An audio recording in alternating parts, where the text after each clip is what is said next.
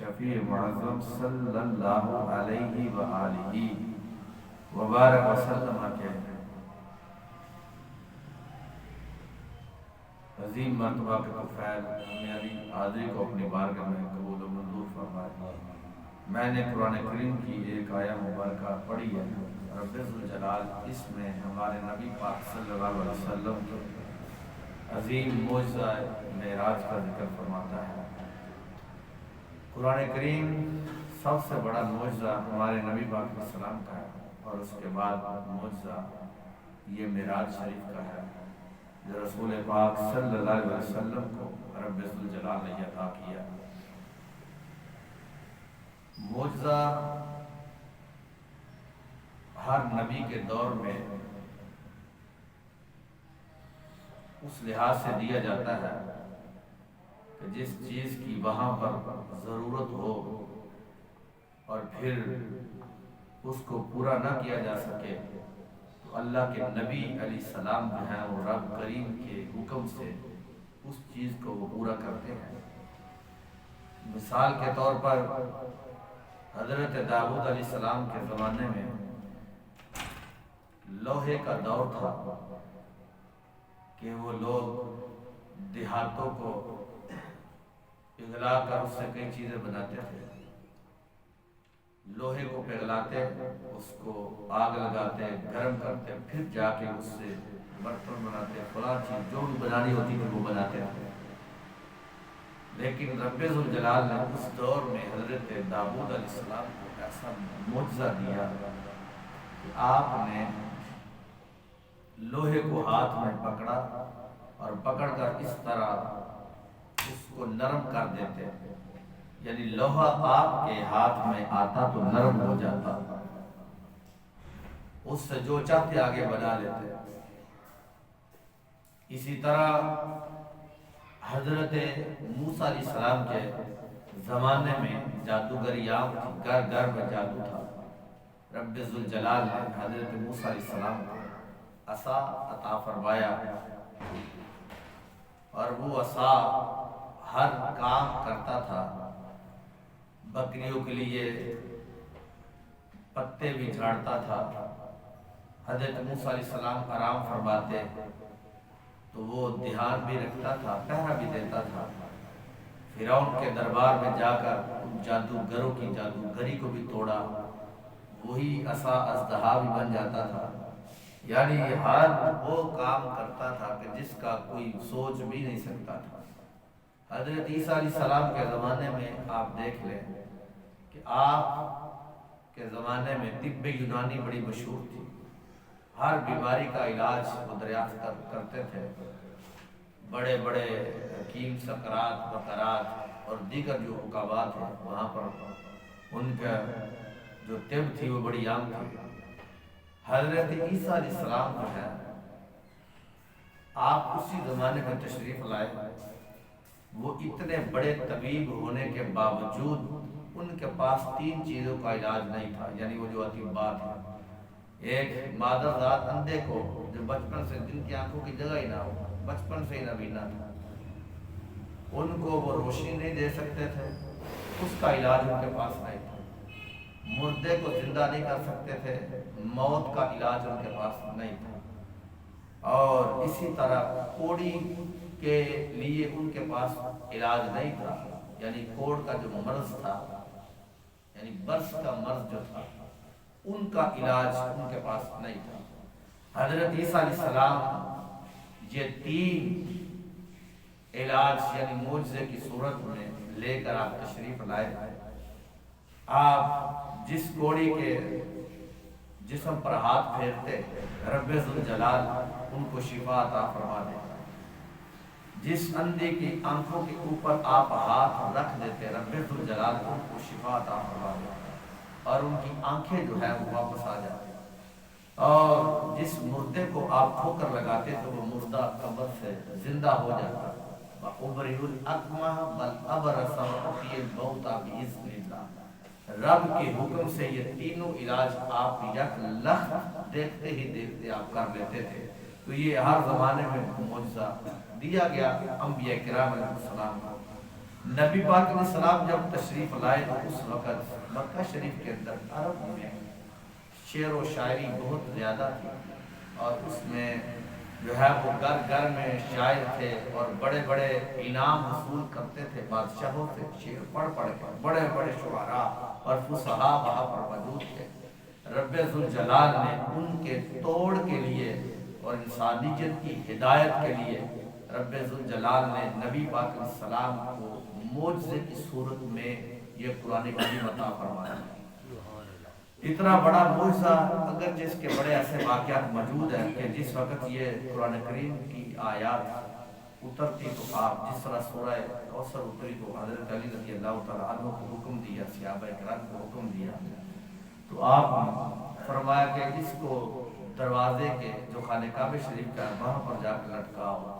اب ہوتا ایسا تھا کہ جب کوئی شعر لکھا جاتا تو اس سے باری برکم اگر کوئی وزن والا شعر ہوتا تو کوئی شاعر لکھ کے لاتا تو وہ پہلا جو شعر ہوتا تھا اس کو اتار لیا جاتا، اس طرح پھر کوئی تیسرا لے کر آتا تو دوسرے والے کو اتار لیا جاتا، اس طرح وہ اتر جاتے تھے۔ لیکن نبی پاک علیہ السلام پر جب یہ قرآن اترا تو قرآن کریم کی چند آیات، ان میں سے سورہ کوثر کی 3 آیات، یہ حکم دیا کہ جاؤ علی دروازے پر لٹکا کے وہاں پر لٹکائے گئے۔ تو کئی دن تک، یہاں تک کہ بعد روایات میں 3 مہینے گزر گئے، وہ یہ سورہ کوثر وہاں پر لٹکی رہی، کیونکہ اترتی تب کہ جب ان کے مقابلے میں کوئی چیز لے آتے، ان کے مقابلے میں کوئی شعر لے آتے، کوئی عبارت لے آتے، کوئی ملا ہی نہیں۔ بڑی بڑی کوششیں ان کے کی۔ حضرت امام جلال الدین سیوطی نے لکھا کہ اگر ان کے مقابلے میں، قرآن کریم کے مقابلے میں کوئی ایک سورت، کوئی ایک آیت یا کوئی ایک شعر بھی لے آتے تو بدر و احد اور غزوہ حنین اور دیگر لڑائیاں جو جنگیں تھیں وہ کبھی بھی نہ ہوتی، کیونکہ سیدھا سا مطالبہ تھا ان کا۔ وہ کہتے ہیں، قرآن کریم کہتا ہے، نبی پاک علیہ السلام نے فرمایا کہ اگر تمہیں کوئی شک ہے اس قرآن میں تو پھر تم کوئی ایسی صورت لے کر آ جاؤ یا کوئی ایک لفظ اس کی مثل ایک آیت لے کر آ جاؤ تو پھر ٹھیک ہے۔ تو وہ لے آتے، اگر وہ لے بنا سکتے تو وہ لے آتے، لیکن چونکہ وہ بنا ہی نہیں سکتے تو سیدھی سیدھی بات تھی، اگر وہ لے آتے تو وہ جناب والا دے دیتے تو بات ختم ہو جاتی، معاذ اللہ قرآن کریم کی تکذیب ہوتی، ہمارے نبی علیہ السلام کو وہ نہ مانتا ہے، لیکن چونکہ وہ لے کر نہیں آ سکے۔ تو یہ آپ لوگ بھی جانتے ہیں کہ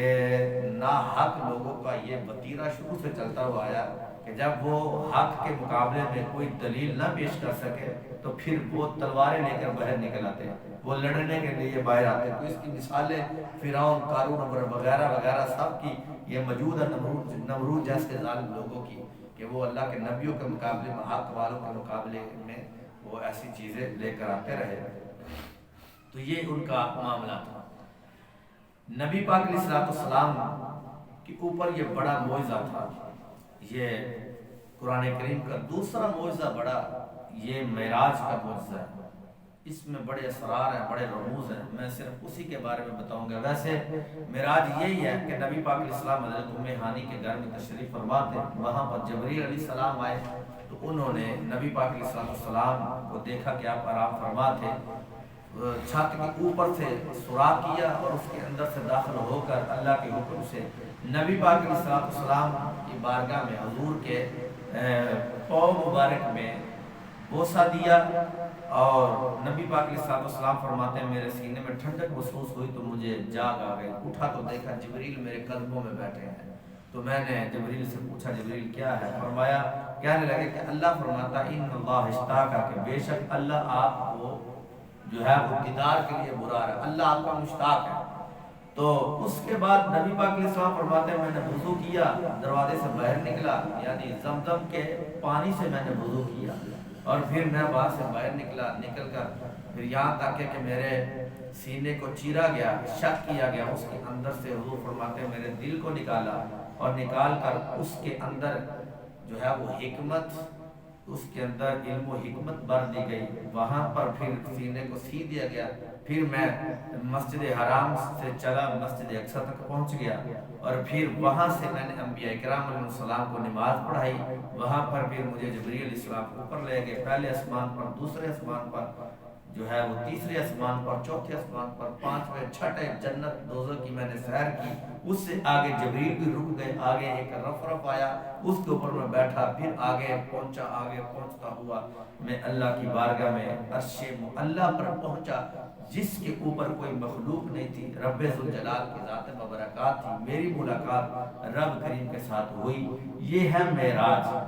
اس کو معراج کہا جاتا ہے. لیکن چونکہ اب جو میں نے بیان کرنا وہ ہے اس کے اسرار. اس کے اسرار کیا ہے، اس میں کیا راز و نیاز تھے. نبی پاک علیہ السلام حضرت ام ہانی کے گھر سے آپ جب نکلے تھے تو کیوں نکلے تھے؟ وہاں پر آپ تشریف فرما کیے ہوئے، مسجد اقصیٰ میں تشریف فرما ہوئے، نبیوں کے آگے کھڑے ہو کر نماز پڑھائی، اس کا سبب کیا تھا؟ تو یہ جو چیزیں ہیں میں ان کو یہ بیان کرنا چاہتا ہوں. اور ان کو بیان کرنے سے پہلے ایک بات میں بڑی ضروری سمجھتا ہوں کہ لوگوں نے ہمارے نبی پاک علیہ السلام کی معراج کا انکار کیا.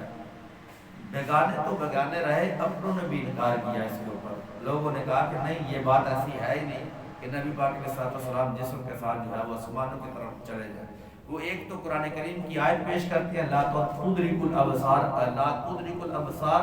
وہو یدرک الابصار، کہ کوئی آنکھ اس رب کا احاطہ کر ہی نہیں سکتی. اب وہ اس کا مطلب سمجھتے ہیں کہ رب کو دیکھ نہیں سکتی، حالانکہ اس کا مطلب یہ تو ہے ہی نہیں.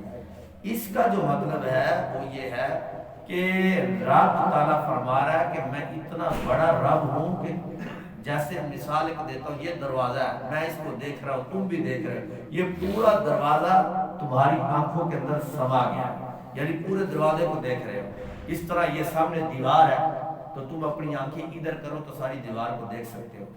لیکن رب کہتا ہے کہ میری ذات ایسی ذات، اتنی بڑی ذات ہے کہ تم اس رب کو اپنی آنکھوں کے اندر سما نہیں سکتے، کہ پوری ذات کو اپنی آنکھوں کے اندر لے آؤ، یہ نہیں ہو سکتا. اتنا بڑا رب ہے. چونکہ یہ ایک آنکھ ایسی آنکھ ہے جس کے اندر رب نے دو جہانوں کو بسایا ہوا ہے کہ بندہ نظر دوڑاتا تو وہ سورج جو اس زمین سے 1,40,000 گنا بڑا ہے تو اس کی آنکھوں میں اتنا چھوٹا سا سورج لگتا ہے. یہ رب نے آنکھوں کے اندر سمایا ہوا ہے. اسی طرح یہ اس کا مطلب. اور حضرت عائشہ صدیقہ رضی اللہ تعالیٰ عنہ کی حدیث پیش کرتے ہیں کہ انہوں نے کہا کہ نہیں، نبی پاک علیہ السلام بستر پر ہی تشریف فرما تھے. تو بھائی بات یہ ہے کہ امام احمد بن حنبل سے بھی یہ بات پوچھی گئی تھی، کیا امام احمد بن حنبل آپ کا کیا خیال ہے، کیا نبی پاک علیہ السلام نے رب کو دیکھا؟ تو نبی پاک علیہ السلام کا جب یہ سوال ہوا تو امام احمد بن حنبل رحمۃ اللہ تعالیٰ علیہ اتنی مرتبہ آپ ارشاد فرماتے کہ یہاں تک کہ ایک سانس میں کہتے ہاں دیکھا ہے رب کو، دیکھا ہے، دیکھا ہے رب کو، دیکھا ہے. تو جو سوال کرنے والا تھا وہ کہتا کہ حضرت امام احمد بن حنبل اتنی مرتبہ ایک سانس میں جواب دیتے کہ یہاں تک کہ آپ کا سانس منقطع ہو جاتا. تو ایک شخص نے آپ سے پوچھا کہ امام احمد بن حنبل پھر اس حدیث کا کیا مطلب ہوگا جو حضرت عائشہ صدیقہ رضی اللہ تعالیٰ عنہا کی حدیث ہے؟ آپ نے جو جواب دیے تھے ان میں ایک جواب یہ بھی تھا، آپ نے فرمایا میں تجھے نبی پاک کی حدیث سناتا ہوں، تم نے مجھے حضرت عائشہ صدیقہ رضی اللہ تعالیٰ عنہا کی بات سنائی ہے، میں تجھے نبی پاک علیہ السلام کی حدیث سناتا ہوں کہ نبی پاک علیہ السلام نے یہ ارشاد فرمایا جب پوچھا گیا حضور سے کہ حضور آپ نے رب کو دیکھا ہے؟ تو نبی پاک علیہ السلام نے فرمایا رأیت ربی فی احسن صورہ، ہاں میرے صحابہ میں نے بڑی خوبصورت صورت میں اپنے رب کو دیکھا ہے. امام احمد بن حنبل فرمایا کرتے تھے مجھے بتاؤ اب یہاں پر حضرت نبی پاک علیہ السلام کی حدیث ہے، دوسری طرف حضرت عائشہ صدیقہ رضی اللہ تعالیٰ عنہا کا قول ہے، تو نبی پاک کی بات حضرت عائشہ رضی اللہ تعالیٰ کی بات سے بڑی بات ہے، لہذا نبی پاک کی بات کو پہلے مانا جائے گا، وہ بات جو ہے وہ بات کی ہے. اور دوسرا جواب آپ یہ دیا کرتے تھے، فرماتے کہ حضرت عائشہ صدیقہ رضی اللہ تعالیٰ عنہ کی شادی مبارک جو نبی پاک علیہ السلام سے مدینہ شریف میں ہوئی ہے، جبکہ معراج کا واقعہ جو ہے وہ مکہ شریف کے اندر ہوا تھا. تو مکہ شریف میں تو حضرت عائشہ صدیقہ رضی اللہ تعالیٰ عنہ آپ کے نکاح مقدس میں ہے ہی نہیں تھی، تو پھر کس طرح یہ بات جو ہے وہ مانی جائے گی، یہ قول آپ کا کس طرح یعنی معتبر سمجھا جائے گا؟ اس واسطے نبی پاک علیہ السلام نے یہ فرما دیا ہے، فرمایا کہ میں نے اپنے رب کو دیکھا، بڑی سوری صورت میں دیکھا. اب بات اس میں یہ ہے کہ لوگوں نے نبی پاک علیہ السلام کا اس معاملے میں انکار کیا. میں تو اکثر کہا کرتا ہوں کہ تم کیا انکار کرتے ہو آپ کا کہ آپ نے رب کو دیکھا کہ نہیں دیکھا؟ تمہاری ہمت کیا ہے؟ تم کون ہوتے ہو سرکار کے اس یعنی دیدار کا انکار کرنے والے. نبی پاک علیہ الصلوۃ والسلام کی ذات و ایسی ذات ہے. المستدرک الحاکم میں ہے اور کنز الامال میں ہے اور کئی کتابوں کے اندر یہ روایت موجود ہے کہ سید عالم صلی اللہ علیہ وسلم نے باقاعدہ طور پر یہ نشانیاں دی اور آپ کے ایسے واقعات ملتے ہیں کہ جس میں نبی پاک علیہ الصلوۃ والسلام زمین پر کھڑے ہو کر یا حالت سجدے میں رب ذوالجلال کا دیدار فرما لیا کرتے تھے. بڑی حدیث موجود ہے. کیا اس کہتے ہو کہ انہوں نے دیکھا نہیں ہے. اور دوسرے نمبر پر یہ ہے کہ رب ذوالجلال نے نبی پاک علیہ الصلوۃ والسلام کو جو معراج شریف کروائی ہے ان میں جو حکمتیں ہیں جو ان میں اسرار ہیں وہ بڑے عجیب قسم کے ہیں. پہلے تو یہ بات ہے کہ میں آہستہ آہستہ آگے آپ لوگوں کو بتاتا ہوں کہ اس کے اسباب کیا ہے. آپ دیکھیں کہ جس وقت حضرت جبریل نبی پاک علیہ السلام نے آسمانوں کو عبور کیا تو سدرۃ المنتہا پر نبی پاک علیہ السلام تشریف فرما ہوئے. حضرت جبریل علیہ السلام وہاں پر رک گئے. جب رکے تو انہوں نے آپ کو ایک فرشتے کے سپرد کیا جس کے پاس رف تھا. اس کی ڈیوٹی تھی نبی پاک علیہ السلام کو رف پیش کرنا.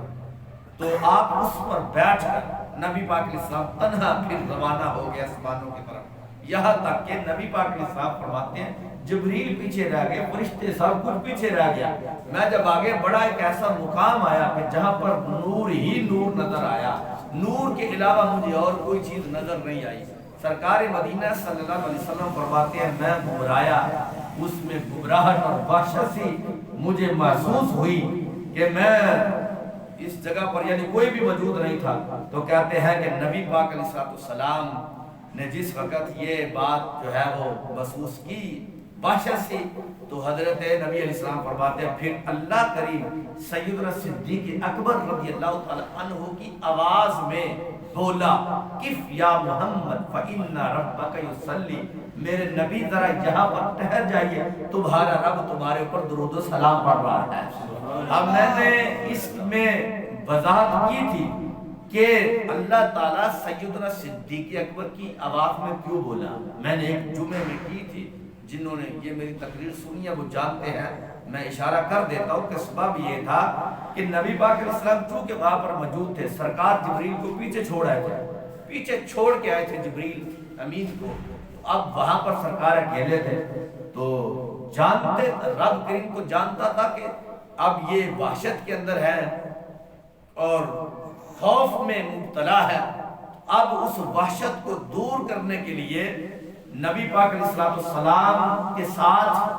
کانوں میں وہ آواز سنائی دی کہ جس آواز سے نبی پاک علیہ السلام کو بڑا پیار تھا. وہ سیدنا صدیق اکبر کی آواز تھی, بڑا پیار تھا اس آواز سے. رب کریم نے نبی پاک علیہ السلام فرماتے ہیں جب میں نے صدیق اکبر کی آواز سنی تو میری وحشت ساری کی ساری ختم ہو گئی. اس کی دوسری دلیل وہ بھی موجود ہے کہ جس میں نبی پاک علیہ السلام فرمایا کرتے ہیں کہ اے میرے ابو بکر تم مجھ سے دور نہ ہوا کرو, جب تم مجھ سے دور ہوتے ہو تو مجھے بڑی پریشانی ہوتی ہے, تم میرے قریب رہا کرو. تمہارے قرب کی وجہ سے میں رب کریم کی طرف مکمل توجہ کرتا ہوں اور ہر وقت اللہ کے حضور جو ہے وہ حاضر ہو کر میں رب کا ذکر کرتا ہوں. اے صدیق تم مجھ سے دور نہ ہوا کرو. یہی سبب تھا کہ نبی پاک علیہ السلام کے کان مبارک میں جو رب کریم کی آواز پڑی تھی وہ صدیق اکبر کی آواز میں آواز پڑی تھی, جس کی بنیاد پر نبی پاک علیہ السلام فرماتے ہیں میری وحشت کو دور کر دیا گیا. اور پھر یہاں پر ایک اور بڑی لطیف سی بات ہے. نبی پاک علیہ السلام فرمانے لگے کہ جس وقت آواز پڑی تو میں نے یہ آواز سنی تو اب یصلی کا مطلب یہ تھا کہ شاید یہ بات ہو کہ رب کریم نماز پڑھتا ہے. اب سرکار مدینہ صلی اللہ علیہ وسلم فرماتے میں نے جب یہ سوچا تو اللہ کریم کی طرف سے ایک اور آیت نازل ہوئی, وہ یہ تھی هو الذی یصلی علیکم وملائکتہ, فرمایا میرے نبی علیہ السلام وہ ذات وہ ہے جو آپ پر درود و سلام پڑھتی ہے اور آپ کے میرے جو فرشتے ہیں وہ بھی آپ کی ذات مبارکات پر درود و سلام پڑھتے ہیں. پھر حضور فرماتے ہیں مجھے پھر یہ سمجھ آ گئی کہ یہ جو یصلی کا مطلب ہے وہ یہی ہے کہ اللہ کریم اور اللہ کریم کے فرشتے میری ذات پر ہر گھڑی ہر لمحہ درود و سلام پڑھتے ہوئے نظر آتے ہیں۔ اور پھر حضرت اسی طرح حضرت شداد بن اوس سے یہ روایت ہے، انہوں نے نبی کریم صلی اللہ علیہ وسلم سے یہ عرض کی، اس رات جس رات میں آپ کو معراج ہوا، میں نے آج رات آپ کو، یہ میں صرف اشارہ تک یہ باتیں کر رہا ہوں کیونکہ یہ بڑی دلیلیں موجود ہیں کتابوں کے اندر کہ جن لوگوں نے نبی پاک علیہ السلام کے معراج کے بارے میں انکار کیا، آپ فرماتے ہیں کہ نبی پاک علیہ السلام کو صبح کے وقت ملے، کہا محبوب رات کو میں نے آپ کو آپ کے بستر پر نہیں دیکھا، آپ کے بستر پر نہیں دیکھا۔ اسی طرح حضرت سید صدیق اکبر رضی اللہ تعالیٰ عنہ نے بھی یہی بات کہی، اسی طرح حضرت عباس رضی اللہ تعالیٰ عنہ نے بھی یہی بات کہی۔ یہ کتابوں کے اندر موجود ہے کہ محبوب آپ تو بستر پر موجود ہی نہیں تھے، اور بلکہ ایک روایت میں اس طرح بھی آیا ہے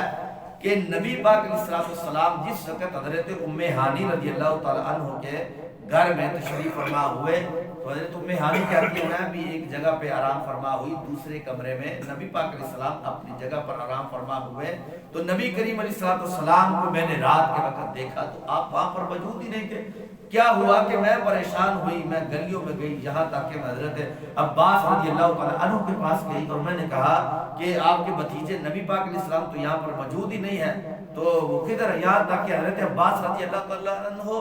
مکہ شریف کی گلیوں میں نبی پاک علیہ السلام کو یا محمد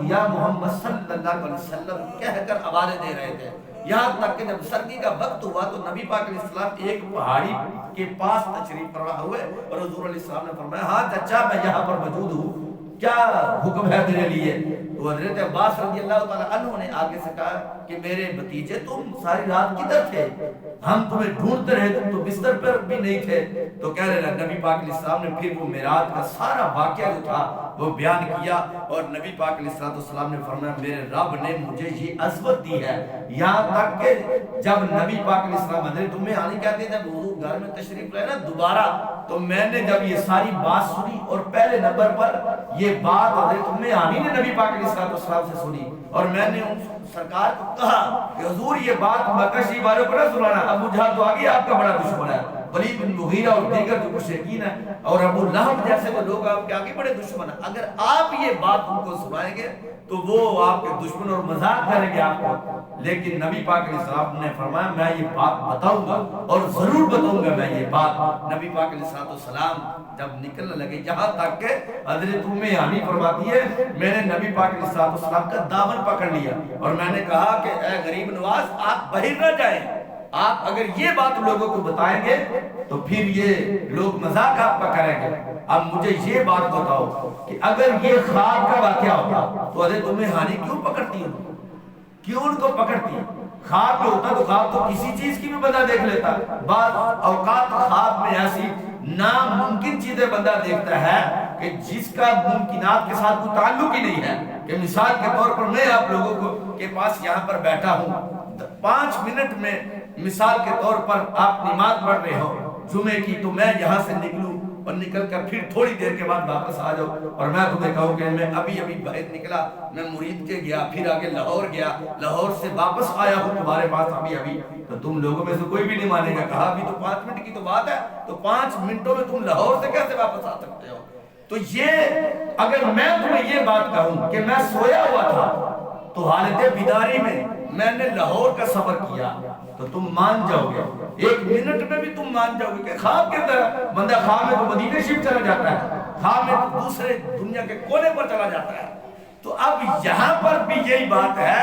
کہ نبی پاک علیہ السلام اگر یہ خواب کے اندر یہ واقعہ ہوتا تو نبی پاک علیہ السلام ان کو بتاتے تو کوئی بھی انکار نہ کرتا، ابو لہب کبھی بھی مزید دشمن نہ ہوتا۔ اور پھر جب نبی پاک علیہ السلام نے لوگوں کو بتایا تو جو نئے مسلمان ہوئے تھے وہ مرتد ہو گئے اور کثیر تعداد میں مسلمان مرتد ہوئے تھے اس بات کو سن کے یہ کیسے ہو سکتا ہے؟ کیونکہ انہوں نے اپنے عقل کے ترازو پہ تولا تھا کہ مسجد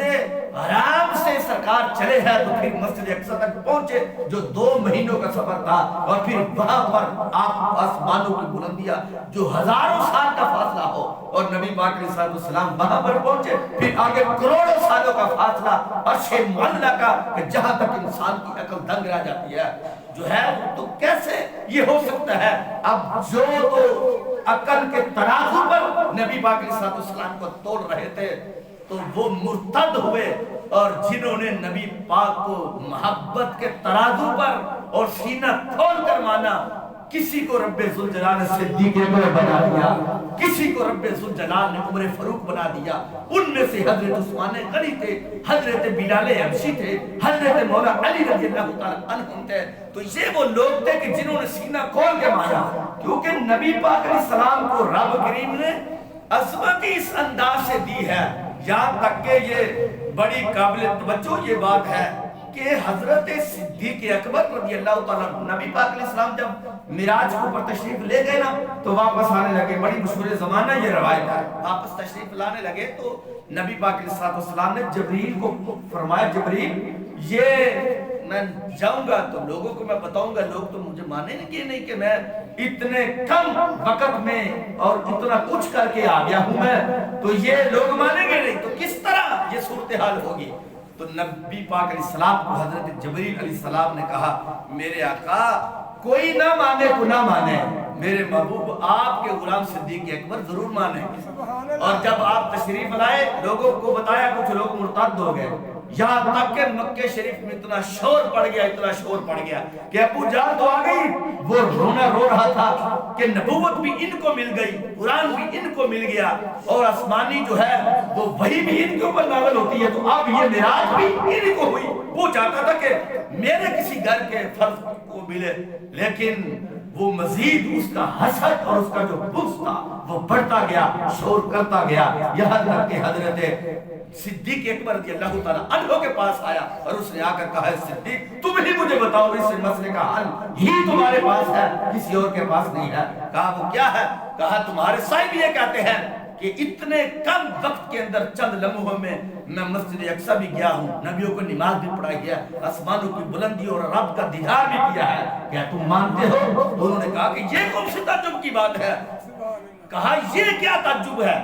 कहा हम तो उस पर भी यकीन रखते हैं कि जिस वक्त हम अपने आका के पास बैठे होते हैं तो आसमान से फरिश्ते उतर कर सरकार के ऊपर अल्लाह का पैगाम लाते हैं, और हम तो रब को बिन देखे जब मान चुके हैं, तो ये कोई बड़ी अजीब सी बात नहीं है। तो कहते हैं कि फिर क्या हुआ? ये वो ना मुड़े, ये बात कहने से वो हटे नहीं, यहाँ तक के वो मुशरिकीन मक्का और जो सरदारान मक्का थे वो आ गए जिस वक्त रसूल पाक सल्लल्लाहु अलैहि वसल्लम थे, और उन्होंने कहा कि चलो ठीक है, तुम कहते हो कि मस्जिद अक्सा में गए,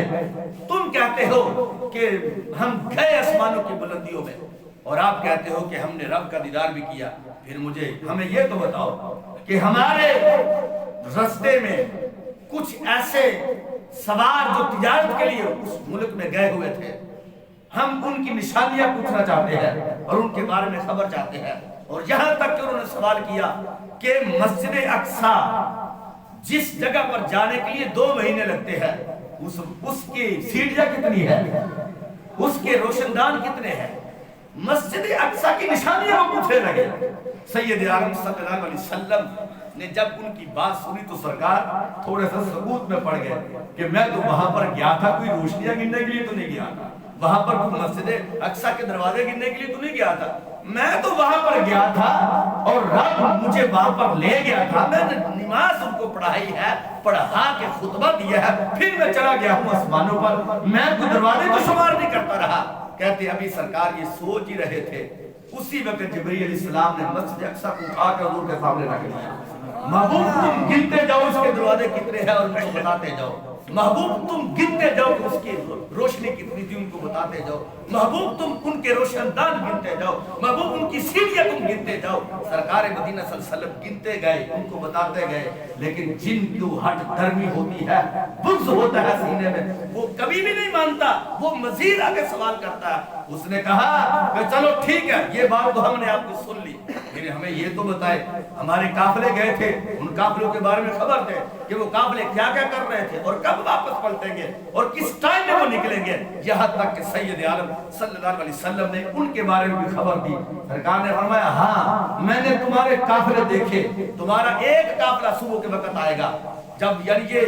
سردی کا وقت تھا، ایک قافلہ سورج طلوع ہوتے ہی تمہارا آ جائے گا، ایک قافلہ دوپہر کے وقت آئے گا، اور ایک قافلہ شام جب سورج غروب ہو رہا ہوگا، سورج غروب ہوتے ہی تمہارا قافلہ مکہ میں پہنچ جائے گا۔ اب یہ سوال ان کا جو تھا، اور پھر انہوں نے مزید نشانیاں پوچھی، انہوں نے کہا کہ مزید اس کے بارے میں خبر دیں، تو سید عالم صلی اللہ علیہ وسلم نے خبر دیتے ہوئے ارشاد فرمایا، فرمانے لگے کہ اے مشرکین مکہ، سرداران مکہ، ایک قافلے کا اونٹ جو تھا اس کے اوپر تمہارے 2 ساتھی سوار تھے، اور ان میں سے وہ ایسے تھا کہ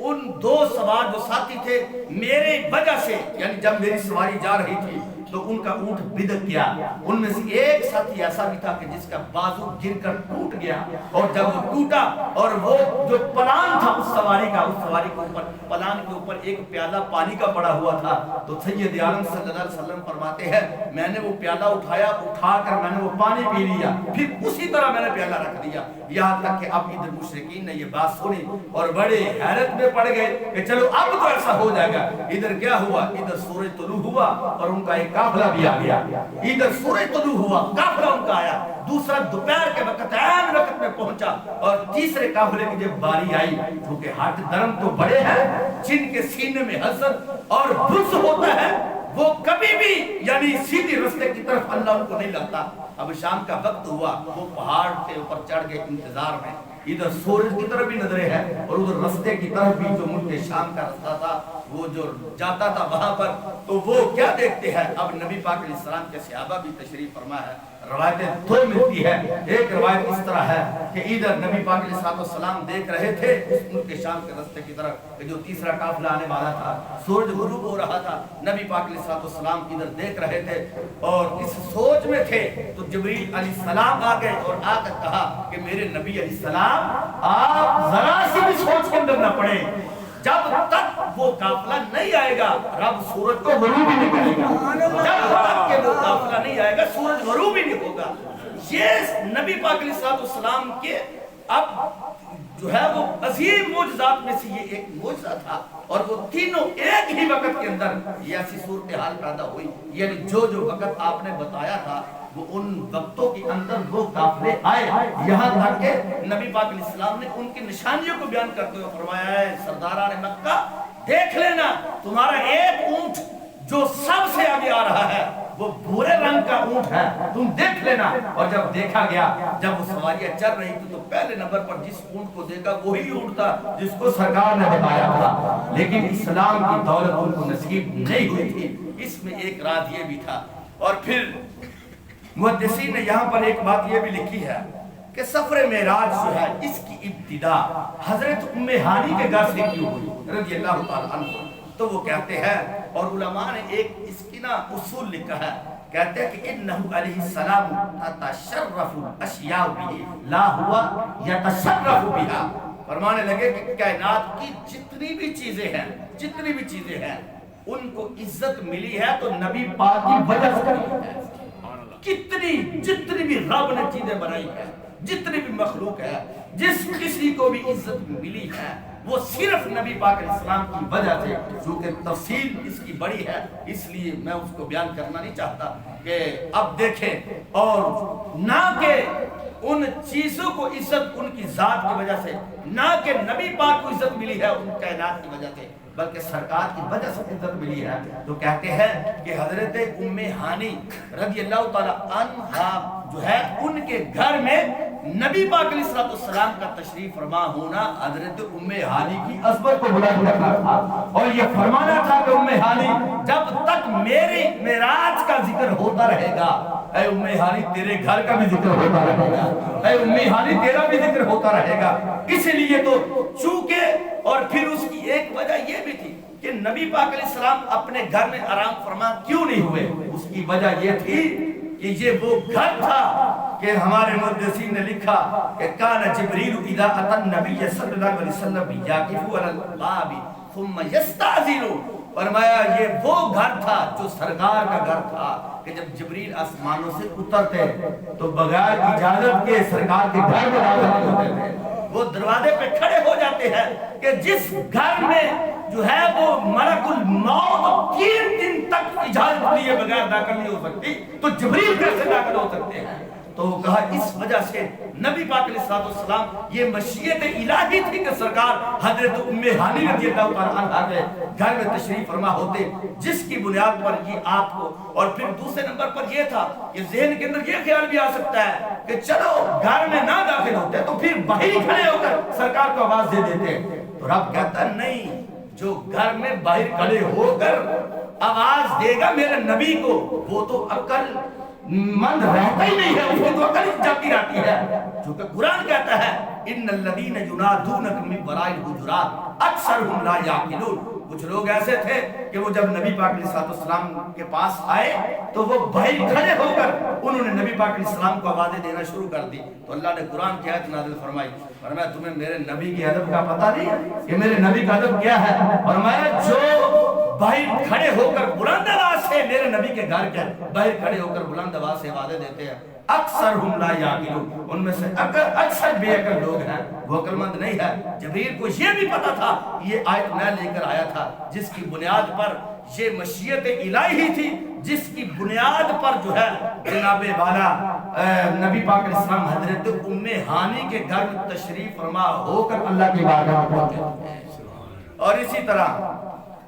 ایک بات یہاں پر یہ بھی میں ضروری سمجھتا ہوں کہ نبی پاک علیہ السلام کا جب سینہ مبارک شق کیا گیا، اندر سے دل نکالا گیا، اس کے اندر حکمت و علم کے جو موتی تھے وہ ڈھیلے گئے۔ کہتے ہیں کہ جبریل علیہ السلام جو ہے وہ جس وقت جس تھال کے اندر وہ حکمت کے بھرے موتی رکھے گئے تھے، فرمانے لگے میں نے اس تھال کو دیکھا کہ وہ سونے کا بنا ہوا تھا، سونے کا۔ محدثین نے اس جگہ پر لکھا کہ وہ تھال سونے کا کیوں تھا؟ حالانکہ وہ کسی اور چیز کا بھی تو ہو سکتا تھا، وہ کوئی لوہے کا بھی تو ہو سکتا تھا، وہ کسی اور چیز کا بنا ہوا بھی تو ہو سکتا تھا، لیکن محدثین نے لکھا سمجھ بات یہ تھی کہ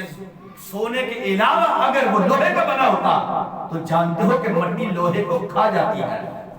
مٹی لوہے کو کھا جاتی ہے، لیکن یہ سونا ایک ایسی چیز ہے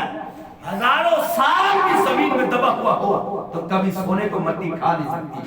سونے کے اندر رب کریم نے طاقت ہی اتنی رکھی ہے، سونے کو کبھی زنگ نہیں لگ سکتا ہے،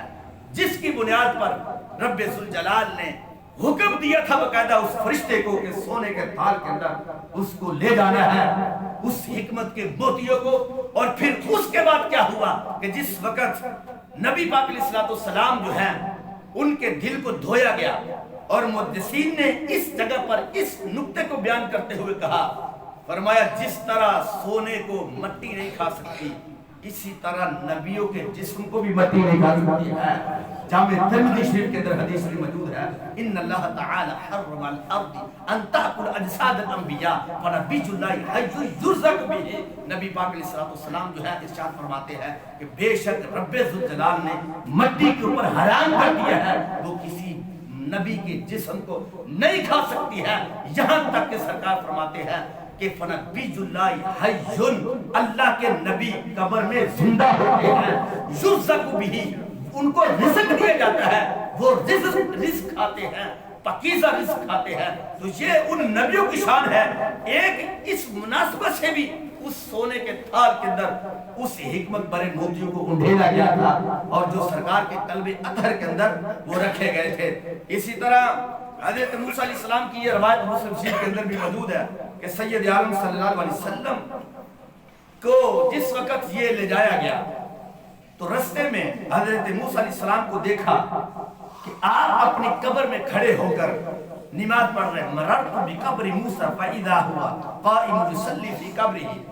آپ اپنی قبر مبارک میں کھڑے ہو کر نماز پڑھ رہے ہیں۔ بعد ہمارے محدثین نے یہ بھی لکھا ہے کہ نماز جو آپ کا پڑھنا تھا یہ اصل میں یصلی سے مراد نبی پاک علیہ السلام کی ذات پر درود و سلام پڑھنا تھا، کہ جس طرح نبی پاک علیہ السلام فرماتے ہیں میں سدرۃ المنتہا سے آگے جب پہنچا تو میرے رب نے مجھے صدیق اکبر کی آواز میں پکارا اور فرمایا اے محمد ٹھہر جاؤ، تمہارا رب تمہارے اوپر درود و سلام پڑھ رہا ہے۔ تو فرمایا موسیٰ علیہ السلام تو نمازیں تو آگے بھی بڑی پڑھتے تھے اور بڑی پڑھتے تھے اور ہر وقت رب کا ذکر کرتے تھے، اب جو قبر میں نمازیں پڑھی جاتی ہے وہ نمازیں مومن بندہ جو ہے وہ ذکر کرے گا قبر میں، وہ نماز قبر کے اندر پڑھے گا۔ جو دنیا کے اندر نمازوں کا پابند تھا وہ 5 وقتی جو نماز پابندی سے پڑھتا تھا وہ جب قبر میں جائے گا یقیناً وہ نماز پڑھے گا، بلکہ روایت اس طرح بھی ہے کہ جب اس کے پاس فرشتے آئیں گے قبر میں تو وہ مومن کہے گا ٹھہر جو عصر کی نماز کا وقت ہو گیا ہے، پہلے میں رب کو سجدہ تو کر لوں پھر تمہارے سوالوں کا جواب دیتا ہوں۔ تو کہتے ہیں کہ حضرت موسیٰ علیہ السلام قبر میں کھڑے ہو کر نبی پاک کی ذات مبارکات پر درود السلام پڑھ رہے تھے، اور یہ اس بات کی دلیل ہے کہ اللہ کے نبی جو قبر میں ہوتے ہیں رب ان کو زندہ بھی رکھتا ہے، اور جس جگہ پہ چاہتے ہیں رب ان کو اس کے تصرف بھی فرما دیتا ہے۔ اور پھر ایسے ہی اس میں ایک بات یہ بھی ہے کہ آج کچھ لوگوں کا اس جگہ پر یہ عقیدہ بھی ہے کہ اللہ کے نبی قبر میں موجود تو ہیں لیکن وہ کسی کو دیکھ نہیں سکتے، یعنی ان کی جو نظر ہے وہ کوئی دیوار چیت کر کسی کو دیکھ نہیں سکتی۔ تو ہم ان کو بتانا چاہتے ہیں کہ تمہاری عقل جو ہے وہ اگر ہوتی تو یہ تم سوال اس طرح کرتے ہی نہ،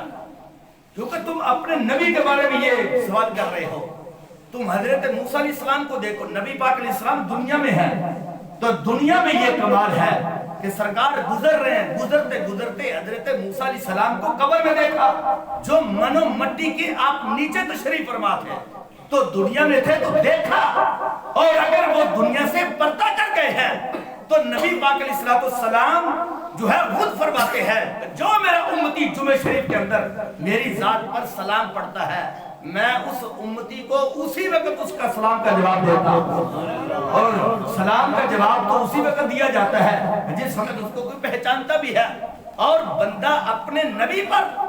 سلام پڑھے تو اس سرکار کی قبر سے جو ہے ان پر سلام کا جواب آتا ہے۔ اور ادھر دوسری طرف بھی آپ دیکھیں طبرانی اوسط کے اندر یہ حدیث شریف موجود ہے کہ نبی اکرم صلی اللہ علیہ وسلم ایک مقام پر تشریف فرما تھے، آپ اپنی سواری پر گزر رہے تھے تو ایک شخص کی قبر کو دیکھا تو نبی پاک علیہ السلام کے صحابہ بھی رک گئے، حضور نے فرمایا کہ اے میرے صحابہ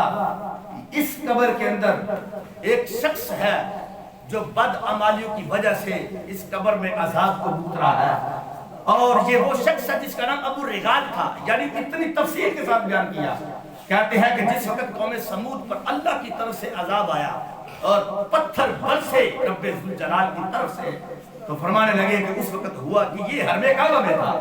چونکہ حرم کعبہ میں تھا جس کی بنیاد پر رب نے حرم کی عزت کو جو ہے وہ سلامت رکھتے ہوئے اس کو کچھ نہ کیا، یہاں تک کہ جب وہ باہر سے باہر نکلا تو وہ پتھر اس کے سر پر لگا اور یہی پہ مر گئے، یہی وہ مقام تھا۔ تو نبی اکرم صلی اللہ علیہ وسلم فرماتے ہیں اب اس کو قبر کے اندر عذاب ہو رہا ہے، تو سرکار فرماتے ہیں تمہیں پتہ ہے کہ جب یہ مرا تھا اس وقت یہ ایک سونے کی چھڑی تھی اس کے ہاتھ کے اندر،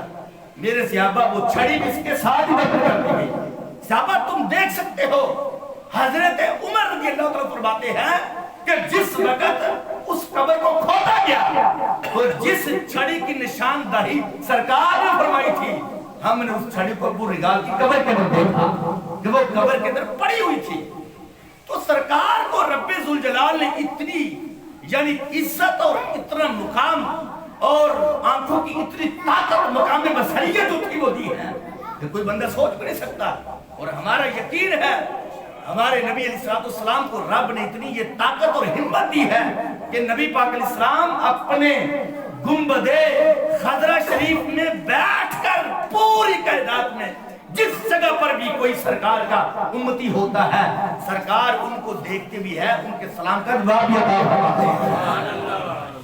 اب یہاں پر آگے مزید دیکھیں کہ نبی پاک علیہ السلام مسجد اقصی شریف میں چلے گئے، آپ وہاں پر پہنچے، وہاں پر پہنچنے کے اسرار کیا تھے؟ محدثین نے اس کے بارے میں بھی بہت کچھ یہ بیان کیا ہے۔ نبی پاک علیہ الصلوۃ والسلام، ایک تو اس کی وجہ یہ تھی کہ سرکار اس مسجد اقصی میں پہنچ کر آقا علیہ السلام نے سارے نبیوں کو نماز پڑھانی تھی، اور وہاں پر جو لوگ جمع ہوئے تھے انبیاء کرام علیہ السلام، ان کا سبب یہ تھا کہ جو سرکار سے پہلے جو نبی گزرے ہیں 1,24,000 کم و بیش انبیاء کرام علیہ السلام، وہ نبی تھے کہ جن کا قبلہ بیت المقدس رہا، جس کی بنیاد پر وہ وہاں پر تشریف فرما ہوا۔ اب نبی پاک علیہ السلام وہاں پر پہنچے، حضور نے نماز ان کو پڑھائی، اور پوری کائنات پر جو نبی افضل ہیں اور ان نبیوں کا بھی امام رب نے نبی پاک علیہ السلام کو بنا دیا، اور ان کی جو افضلیت تھی نبی پاک علیہ السلام کی، وہاں پر ان نبیوں سے بھی اعلیٰ قرار دے گئے۔ اور اسی طرح اس کی دوسری وجہ یہ ہے کہ جس وقت کہتے ہیں کہ قیامت کے دن اعمال نامہ تولے جائیں گے، تو مسجد اقصی کی جگہ پر، چونکہ وہاں اس وقت ہر چیز جو ہے وہ ختم ہو جائے گی، تو وہ مسجد اقصی اس جگہ پر اللہ ترازو رکھے گا اس جگہ پر، جس کی بنیاد پر نبی پاک علیہ السلام محدثین کہتے ہیں کہ آقا علیہ السلام کو وہاں پر لے جایا گیا تاکہ نبی پاک علیہ السلام کی قدموں کی برکت سے کل قیامت والے دن جب سرکار کی امت کے اعمال تولے جائیں تو سرکار کی قدموں کی برکت سے نیکیوں میں اضافہ ہو، امتی پریشان نہ ہو، ان کو کوئی یعنی گمراہٹ محسوس نہ ہو، سرکار کے قدموں کی برکت سے کل قیامت والے دن وہ جو ترازو ہے سرکار کی امت کے اعمال کا خیال رکھے گا۔ اس کا سبب یہ تھا۔ اور پھر اس کے بعد ہمارے محدثین نے یہ بھی لکھا ہے کہ مسجد اقصی شریف میں نبی پاک علیہ السلام کی تشریف آوری سے پہلے جب کوئی بندہ نماز پڑھتا تھا، ایک نماز پڑھتا تھا تو ایک نماز کا ثواب ہوتا تھا۔ سرکار فرماتے ہیں میرے قدموں کی برکت، جب میں وہاں پر پہنچا ہوں میرے قدموں کی برکت سے اب کوئی ایک نماز وہاں پر پڑھے گا، رب ان کو 50,000 نمازوں کا ثواب ہوگا۔ اور یہ برکت رسول صلی اللہ علیہ وسلم ہے جو رب کریم نے جو ہے ہمارے نبی علیہ السلام کو عطا فرمائی ہے۔ اور اس کے آگے آپ یہاں تک دیکھیں کہ نبی پاک علیہ السلام کے ہر کام کے اندر بڑے بڑے راز رکھے ہوئے ہیں۔ حالانکہ حضرت سلیمان علیہ السلام نے جس وقت مسجد اقصی کی تعمیر کی تو مسجد اقصی کی تعمیر کرتے وقت آپ نے 3 دعائیں رب سے کی تھی۔ پہلی دعا یہ تھی کہ اے اللہ میرا حکم تیرے حکم کے مطابق ہو، کہ جب بھی میں کوئی کام کروں تو تیرے حکم کے بغیر نہ ہو۔ اور دوسری دعا یہ ہے کہ مجھے ایسا ملک دے کہ جو میرے بعد کسی کو بھی کوئی لائق نہ ہو، مطلب کہ پوری روح زمین پر حکومت ہو۔ اور یہی ساری وجہ تھی کہ جس وقت مسجد نبی شریف کے اندر نبی پاک علیہ السلام نے ایک جن کو دیکھا کہ سرکار رات کو تہجد کی نماز پڑھ رہے تھے، تو ایک جن نے آ کر نبی پاک علیہ السلام کو چھیڑنا شروع کر دیا۔ حضور نے اس کو منع کیا، جن نہ مڑا، پھر منع کیا، جن نہ مڑا، یہاں تک کہ نبی پاک علیہ السلام نے اس کو پکڑ لیا۔ آقا علیہ السلام نے جب اس کو پکڑا تو اس نے کہا کہ اے محمد صلی اللہ علیہ وسلم تجھے رب کا واسطہ ہے کہ مجھے چھوڑ دیا جائے۔ نبی پاک علیہ السلام نے ان کو چھوڑ دیا۔ صبح کا وقت ہوا، صحابہ کرام تشریف فرما تھے۔ آقا علیہ السلام نے فرمایا رات کو میرے ساتھ یہ واقعہ پیش آیا، میں نماز پڑھ رہا تھا تو شیطان جن جو تھا وہ مجھے تنگ کرتا تھا، میں نے اس کو پکڑ لیا۔ اے میرے صحابہ، اگر مجھے میرے بھائی حضرت سلیمان علیہ السلام کی وہ دعا یاد نہ ہوتی، یعنی وہ دعا کا یاد سے مراد کہ وہ دعا کا اگر بھرم نہ ہوتا کہ جو میرے بھائی نے کی تھی کہ اللہ مجھے ایسی حکومت دے جو میرے بعد کسی کو بھی ایسی نہ ملے، تو سرکار فرماتے ہیں میں اس جن کو باندھ دیتا، صبح بچے اس سے کھیلنا شروع کر دیتے، صبح کھیلنا شروع کر دیتے۔ چونکہ آپ کو جنوں پر، جنات پر اور دیگر جو ہوائی چیزیں تھی ان کے اوپر بھی حکومت دی گئی، آپ نے فرمایا میں ان کو باندھ دیتا۔ تو تینوں جو دعائیں تھی رب ذوالجلال نے ان کو قبول کیا، جس کی بنیاد پر حضرت سلیمان علیہ السلام جو ہے نبی پاک علیہ السلام نے اس پر رکے اور مزید ان کو باندھا لی ہے۔ اب یہاں پر چونکہ آگے اس کا بڑا طویل موضوع ہے، اس کو انشاءاللہ اگلے جمعے بیان کریں گے، لیکن آخر میں یہ بات بیان کرنا چاہتا ہوں کہ سید عالم صلی اللہ علیہ وسلم کا یہ جو معراج شریف کا معجزہ ہے یہ قیامت تک کے لیے سبق ہے۔ اس کے اندر عقیدہ بھی ہے، اس کے اندر اعمال کی درستگی بھی ہے، عقیدہ بھی اس کے اندر موجود ہے قیامت تک کے لیے۔ اور یہاں تک کہ یہ اتنا عظیم اور طویل معجزہ ہے اور اتنے راز ہے اور اتنا علم ہے اس معجزے کے اندر کہ قیامت تک کے لیے جو کچھ بھی ہونے والا تھا ہمارے نبی علیہ السلام کی اس معجزے کے اندر رب نے رکھا ہوا ہے۔ اب دیکھیں سید عالم صلی اللہ علیہ وسلم جس وقت معراج شریف کی رات کو آپ تشریف لے گئے تو رستے میں آپ نے جہنم کو دیکھا، جہنم کے اندر بڑے بڑے ایسے لوگ دیکھے، ایسے ایسے گروہ دیکھے کہ جو جہنم کے اندر وہ جل رہے تھے، اور جب نبی علیہ السلام ان سے پوچھتے کہ اے میرے جبریل بتاؤ تو صحیح کہ آخر کار ان کا جرم کیا تھا جس کی بنیاد پر ان کو یہ عذاب دیا جا رہا ہے، تو آپ پھر اس کی آگے تفصیل کو بیان کرتے ہیں، جن میں سے ایک بات یہ بھی ہے المستدرک الحاکم میں ہے کہ جس وقت نبی پاک علیہ السلام ایک گروہ کے پاس سے گزرے، اور وہ گروہ کن کا تھا؟ خواتین کا تھا، خواتین کا گروہ تھا، خواتین کا گروہ تھا۔ نبی پاک علیہ السلام فرماتے ہیں میں نے جس وقت ان کو دیکھا کہ ان کے آنکھیں جو تھی وہ نیلی تھی اور ان کے چہرے سیاہ تھے، اور سرکار مدینہ صلی اللہ علیہ وسلم فرماتا ہے کہ انہوں نے آگ کے کپڑے پہنے ہوئے تھے، یعنی جسم پر جو لباس تھا وہ آگ کا پہنا ہوا تھا۔ تو پھر کیا ہوا؟ اب فرشتے ان کو آگ کی گرزوں سے مار رہے ہیں۔ سرکار فرماتے ہیں جب ان کو مارتے تو ان کی آوازیں ایسے نکلتی جیسے کتیوں کی آوازیں نکل رہی ہوتی ہے، جیسے کتیاں آواز، کتے جو ڈوگی ہوتے ہیں جیسے کتیاں آواز نکالتی ہے ایسی وہ آوازیں نکال رہی تھی۔ تو سرکار مدینہ صلی اللہ علیہ وسلم فرماتے ہیں میں نے جبریل سے پوچھا جبریل یہ کون سی وہ عورتیں ہیں؟ تو سید عالم صلی اللہ علیہ وسلم نے فرمایا کہ میرے محبوب علیہ السلام یہ وہ عورتیں ہیں جو اپنے خاوند کی مرضی کے بغیر چلا کرتی تھی۔ صدیوں کے بعد اسلام آباد میں عورت مارچ ہونا تھا، اس کے اندر ان عورتوں نے نعرہ لگانا تھا کہ ہم نے آزادی لینی ہے تو خاوند سے بھی لینی ہے، ہم نے آزادی لینی ہے تو اپنے بھائی سے بھی لینی ہے، ہم نے اپنے باپ سے بھی آزادی لینی ہے۔ نبی پاک علیہ السلام نے فرمایا اے میری امت کی خواتین یاد رکھنا کل قیامت والے دن کہیں یہ نہ ہو کہ تم میرے سامنے شرمندہ ہو جاؤ، اور آج دنیا کے اندر مجھے تم کہو اپنے آپ کو تم سیدہ فاطمہ کی بیٹی کہلواؤ، سیدہ عائشہ صدیقہ رضی اللہ تعالیٰ عنہا کی بیٹی کہلواؤ، اور تمہارے نعرے اتنے فحش انگیز اور اتنے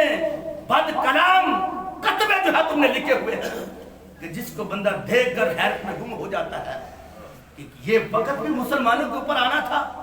کہ نام نہاد مسلمانوں کا نام استعمال کر کے مسلمانوں کے اندر، اور جس ملک کا نام اسلامی جمہوریہ ملک ہو، اور اس ملک کے اندر رہ کر جو ہے وہ خواتین کہے کہ ہم آزادی لیں گے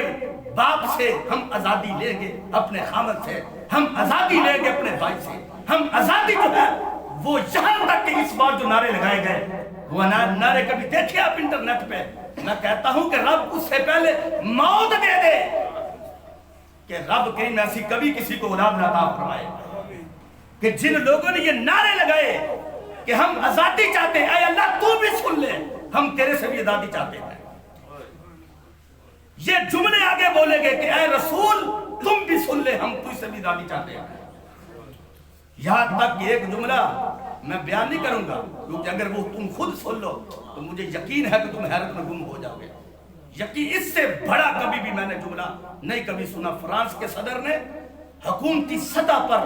حکومتی عمارت کے اوپر سرکار مدینہ صلی اللہ علیہ وسلم کے گستاخانہ کارٹون بنائے، معاذ اللہ پوری دنیا نے احتجاج کیا، پوری دنیا نے،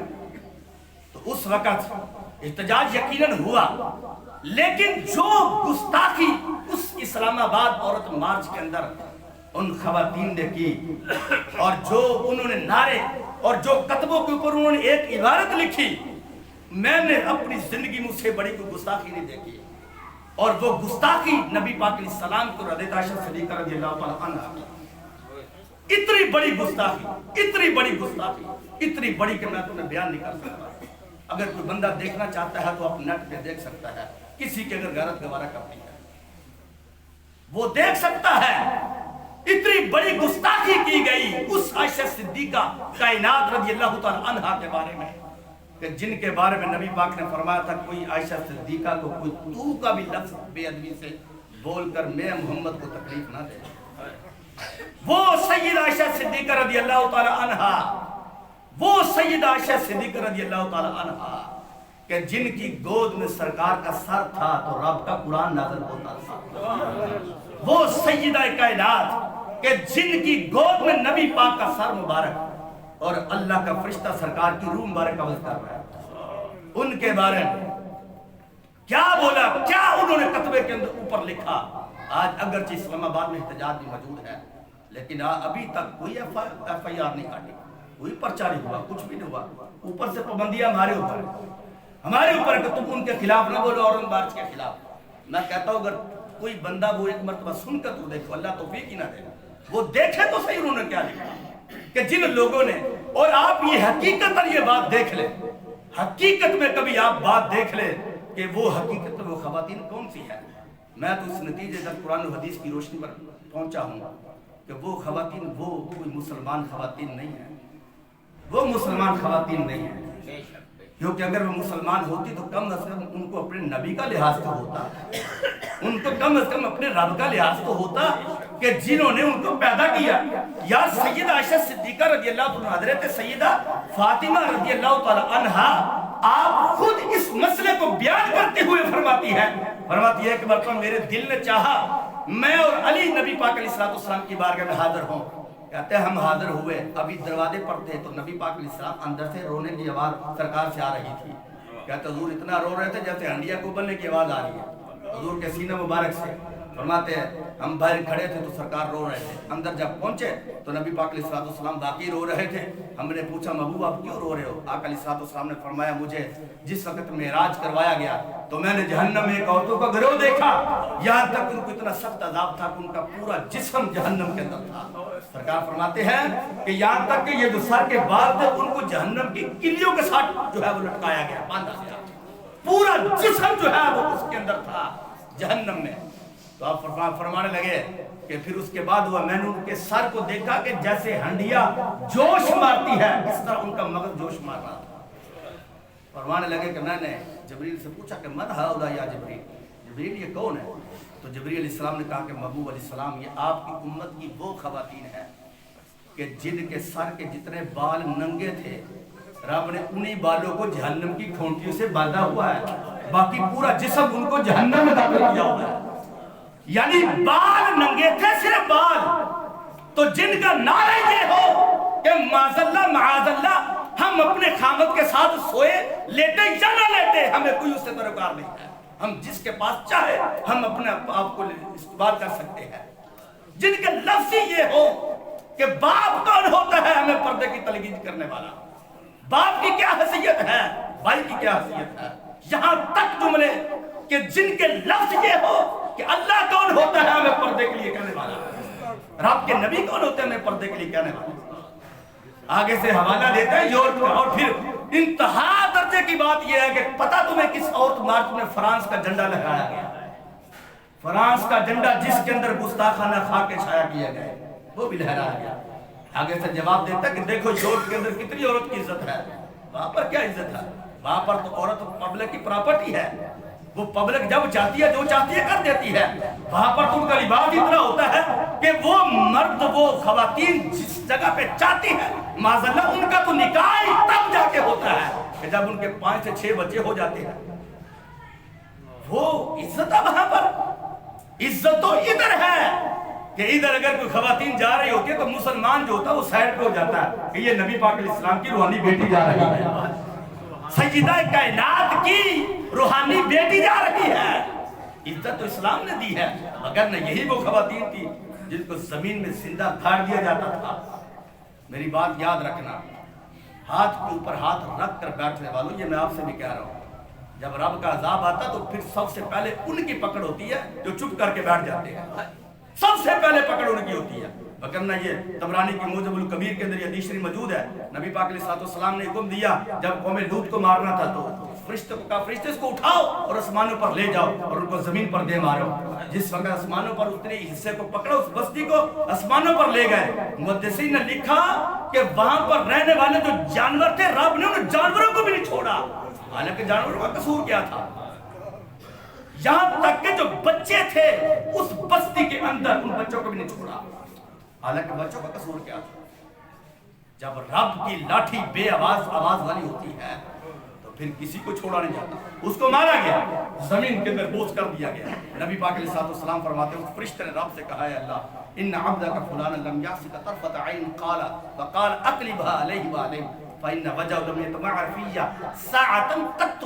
فرشتے نے کہا یا اللہ کیا وجہ؟ وہ بندہ ایک ایسا تھا, اس میں اس کی زندگی میں ایک لمحہ بھی ایسا نہیں گزرا, ایسی گھڑی نہیں گزری جس میں تیری عبادت نہ کی. ہر لمحہ عبادت کر رہا ہے, رات کو بھی تیرا ذکر, دن کو بھی تیرا ذکر. یا اللہ تو نے تو اس کو بھی کہا کہ اس کو بھی مارنا, تو کیا اس کو بھی مارنا؟ تو رب نے فرمایا اس کو ان سب سے پہلے تباہ کرنا. پوچھا وہ کیسے, وہ کس کیوں کرنا ہے؟ فرمایا جس وقت شیطان ان کی بستی میں ننگا ناچ رہا تھا, معاشرے میں بدعمالیاں عام ہو چکی تھی, معاشرے میں نیکی کا کوئی رجحان ہی نہیں تھا, تو اس وقت کیا تھا, یہ اندر بیٹھ کے مصلی پہ میرا نام لے رہا تھا. فرمایا میں نام اس کا قبول کروں گا جو